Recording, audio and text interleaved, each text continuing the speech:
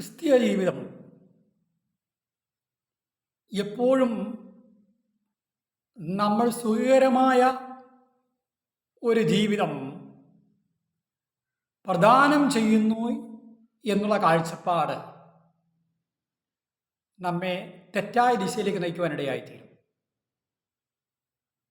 ക്രിസ്തീയ ജീവിതം ക്രിസ്തുവിനോടുള്ള ജീവിതമാണ്. ക്രിസ്തുവിൻ്റെ ഹിതം അനുഷ്ഠിക്കുവാനുള്ള ജീവിതമാണ്. ദൈവശബ്ദം കേട്ട് അതിൻ പ്രകാരം ജീവിക്കുന്ന ജീവിതമാണ്. ഈ ക്രിസ്തു ജീവിതത്തിൽ നമുക്ക് പോരാട്ടമുണ്ട്. നമ്മുടെ ജഡത്തോട് പോരാട്ടമുണ്ട്, നമ്മുടെ ശരീരത്തോട് പോരാട്ടമുണ്ട്, പിശാചിനോട് പോരാട്ടമുണ്ട്, ലോകത്തോട് നമുക്ക് പോരാടേണ്ടതായിട്ടുണ്ട്. നമ്മുടെ ജീവിതത്തിൽ ഒരു വിശ്വാസിയായി നിലനിൽക്കണമെന്നുണ്ടെങ്കിൽ യഥാർത്ഥമായും എല്ലാവരെയും സമാധാനിപ്പിച്ച് സന്തോഷിപ്പിച്ച് എല്ലാവരുടെയും സ്നേഹം നേടി എല്ലാവരുടെയും സിമ്പതി നേടി ജീവിക്കാൻ തുടങ്ങിക്കഴിഞ്ഞാൽ ക്രിസ്തു ജീവിതം എങ്ങും എത്തുവാനായിട്ട് കഴിയുകയില്ല. ഒരു വിശ്വാസിക്ക് യഥാർത്ഥമാകുന്നതായ ഒരു പ്രമാണമുണ്ട്. ഒരു വിശ്വാസിയുടെ ജീവിതത്തിൽ യഥാർത്ഥമായും ഒരു ദർശനമുണ്ട്. ഒരു വിശ്വാസത്തെ സംബന്ധിച്ചുള്ള ഒരു ജീവിതത്തിൻ്റെ മുന്നോട്ടുള്ള നീക്കത്തിന് ലക്ഷ്യമുണ്ട്. അതിനടിസ്ഥാനിച്ചാണ് ദൈനംദിന ജീവിതം അവൻ ക്രമീകരിക്കുന്നത്. ദൈനംദിന ജീവിതത്തിൻ്റെ ക്രമീകരണത്തിൽ അവനെ അടിസ്ഥാന ഘടകമായിരിക്കുന്ന ദൈവവചനവും പ്രാർത്ഥനയുമാണ്, ദൈവാശ്രയമാണ്. നമ്മളെ ഈ ക്രിസ്തു ജീവിതത്തിൽ എന്ന് പറയുന്നത് പരീക്ഷകളുണ്ട്. അതേ അഗ്നിപരിശോധനയിലൂടെ കടന്നു പോകുന്ന പരീക്ഷകളുണ്ട്. ഈ പരീക്ഷകളെ ജയം പ്രാപിക്കുക എന്നുള്ളതാണ് ഒരു വിശ്വാസിയുടെ പ്രധാനമായ കാര്യം. യാക്കോബിന്റെ ലേഖനം 1-ാം അധ്യായത്തിൽ അതിൻ്റെ 2-ാമത്തെ വാക്യത്തിൽ, എൻ്റെ സഹോദരന്മാരെ, നിങ്ങൾ വിവിധ പരീക്ഷകൾ അകപ്പെടുമ്പോൾ നിങ്ങളുടെ വിശ്വാസത്തിൻ്റെ പരിശോധന സ്ഥിരത ഉളവാക്കുന്നു എന്നറിഞ്ഞ് അശേഷം സന്തോഷമെന്ന് എണ്ണുവിൻ. നിങ്ങൾ വിവിധ പരീക്ഷകളിൽ അകപ്പെടുമ്പോൾ, ഈ പരീക്ഷ എന്ന് പറയുന്നത് ദൈവജനത്തിൽ നമ്മൾ സ്വന്തം മുഖത്താൽ ആകർഷിച്ച് വശീകരിക്കപ്പെടുന്ന അതിനാലുള്ള പരീക്ഷയല്ല. അതെ, പിന്നെയോ നമ്മൾ ദൈവകൃപയിൽ നിൽക്കുവാൻ വേണ്ടി, അതിവിശുദ്ധ വിശ്വാസത്തിൽ നിലനിൽക്കുവാൻ വേണ്ടി,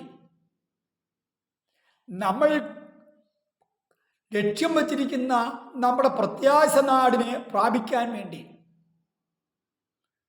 നമ്മൾ ദൈവത്തിൻ്റെ ഹിതത്തിൽ നിൽക്കുവാൻ വേണ്ടി ഇങ്ങനെ ഒരു അവസ്ഥയിൽ മുന്നോട്ട് പോകുമ്പോൾ അത് നമ്മെ വ്യതിചലിപ്പിക്കുന്നതായ ശക്തികളുണ്ട്, പോരുകളുണ്ട്, പ്രതിസന്ധികളുണ്ട്. ജീവിതത്തിൽ അപമാനങ്ങളാൽ നാം ഒരുപക്ഷെ അങ്ങനെയുള്ള പരീക്ഷയെ നേരിടാം.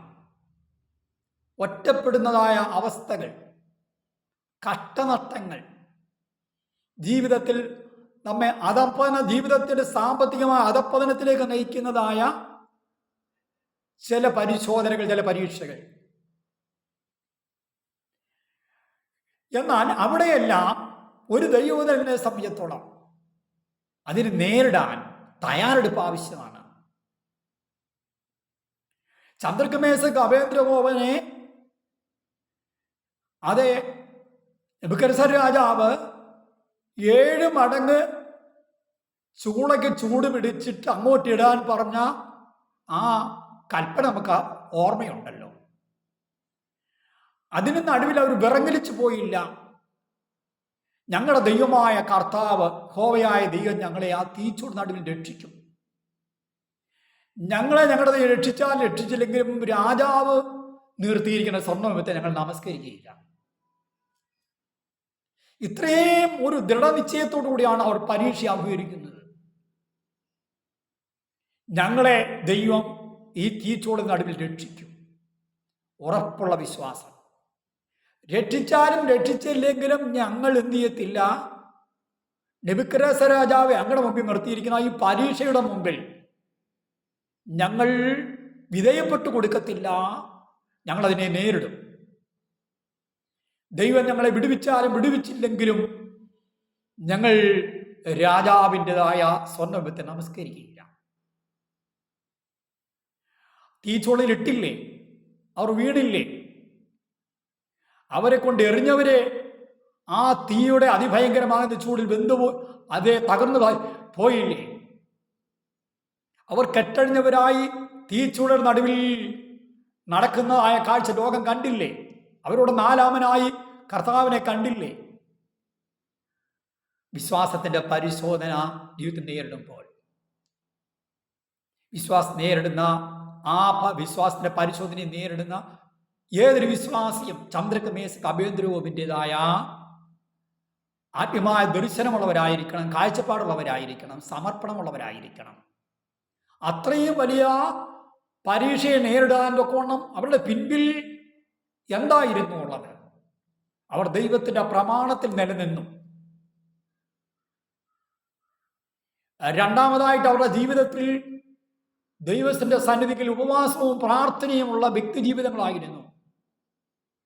അവർ വിശ്വാസത്തിനോട് പോരാടാൻ സമർപ്പിക്കപ്പെട്ടവരായിരുന്നു. അങ്ങനെ ഒരു തയ്യാറെടുപ്പിന്റെ അനുഭവം അവരുടെ ജീവിതത്തിന്റെ ഈ അഗ്നി പരീക്ഷയുടെ പശ്ചാത്തലമായവർക്കുണ്ടായിരുന്നു. അവർ അതുകൊണ്ട് തങ്ങളെ തന്നെ അങ്ങനെ ഒരുക്കിയത് കൊണ്ട് അവരുടെ മുൻപിലുള്ളതായ വിശ്വാസത്തിന്റെ പരിശോധനയെ നേരിടുവാനും സർവ്വബലനായ ദൈവത്തിന്റെ മഹത്വത്തെ വെളിപ്പെടുത്തുവാനും കഴിഞ്ഞു. ഈ നാളുകളിൽ എന്നെ കേൾക്കുന്ന പ്രിയപ്പെട്ടവരെ, നിങ്ങളുടെ ജീവിതത്തിൽ നിങ്ങൾ എങ്ങനെയുള്ളൊരു പരീക്ഷയാണ് നേരിട്ടുകൊണ്ടിരിക്കുന്നത്? എങ്ങനൊരു പ്രയാസ പ്രതിസന്ധിയാണ് ആഭിമുഖീകരിച്ചുകൊണ്ടിരിക്കുന്നത്? എങ്ങനൊരു വിഷമഘട്ടത്തിലൂടെയാണ് നിങ്ങൾ കടന്നു പോകുന്നത്? നിങ്ങളുടെ ജീവിതത്തിൽ നിസ്സഹായമായിരിക്കുന്ന ഒരവസ്ഥയുടെ നടുവിലാണോ നിങ്ങൾ നാളെ ആയിരിക്കുന്നത്?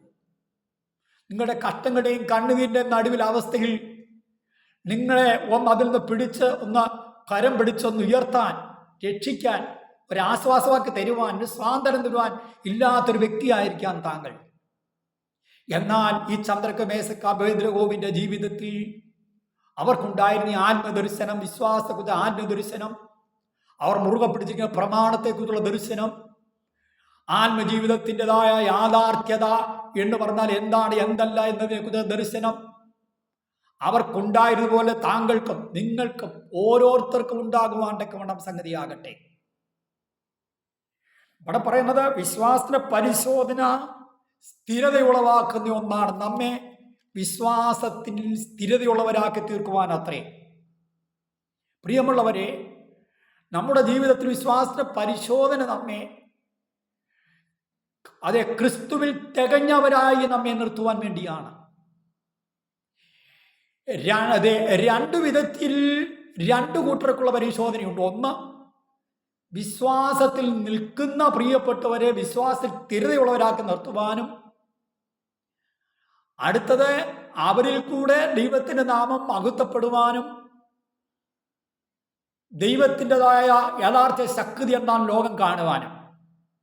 രണ്ടാമത്തെ കൂട്ടരെന്ന് പറയുന്നത് സത്യവചനത്തെ അറിഞ്ഞിട്ട് ദൈവകൃപ അനുഭവിച്ചിട്ട് പിന്മാറിപ്പോയ പ്രിയപ്പെട്ടവരെ അവരായിരിക്കുന്ന പിന്മാറ്റത്തിലെ പോയ അവസ്ഥയിൽ നിന്നും മടങ്ങി വരുവാൻ വേണ്ടി ദൈവം അവരുടെ മേൽ അയക്കുന്നതായ സന്ദർശനങ്ങൾ, പരീക്ഷകൾ, പരിശോധനകൾ. മൂന്നാമതായിട്ട് ഈ വിധമാകുന്നതായ ദൈവികമായ സന്ദർശനങ്ങൾക്കും പരീക്ഷകൾക്കും മുമ്പിൽ മാനസാന്തരപ്പെട്ട് മടങ്ങി വന്ന് ക്രമീകരണം പാലിക്കാതെ മുതിർന്നില്ലെങ്കിൽ വചനം പറയുന്നു, ദൈവം അവരെ ഉചിതമല്ലാതെ ചെയ്യുവാണ്ടൊക്കെ വണ്ണം നികൃഷ്ട ബുദ്ധിയിൽ ഏൽപ്പിക്കും. അങ്ങനെ അവസാനത്തെ ടേം എന്ന് പറയുന്നത്. അവിടെ പ്രിയമുള്ളവരെ, നമ്മുടെ ജീവിതത്തിൽ ആ വിശ്വാസത്തിന്റെ പരിശോധന നേരിടുമ്പോൾ വിശ്വാസനായനും പൂർത്തവത്തിനായ യേശുവിലേക്ക് നോക്കി സഹായം വരുന്ന പർവ്വതത്തിലേക്ക് നമ്മുടെ കണ്ണുകൾ ഉയർത്തി നമുക്ക് ദൈവത്തോടെ നമ്മുടെ വിഷയങ്ങളെ പ്രാർത്ഥിക്കാം, അവസ്ഥകളെ പ്രാർത്ഥിക്കാം, പ്രയാസ ബുദ്ധിമുട്ടുകളെ ഉണർത്തി പ്രാർത്ഥിക്കാം. വിശ്വാസത്തിൽ നിലനിൽപ്പാൻ പ്രതിസന്ധികൾ നിലനിൽപ്പാൻ, ദൈവം നിലനിൽപ്പാൻ ദൈവസന്നിധി നമുക്ക് ശരണപ്പെടാം. ഈ യുവജനങ്ങളെ കർത്താവ് നമ്മെ അനുഗ്രഹിക്കും.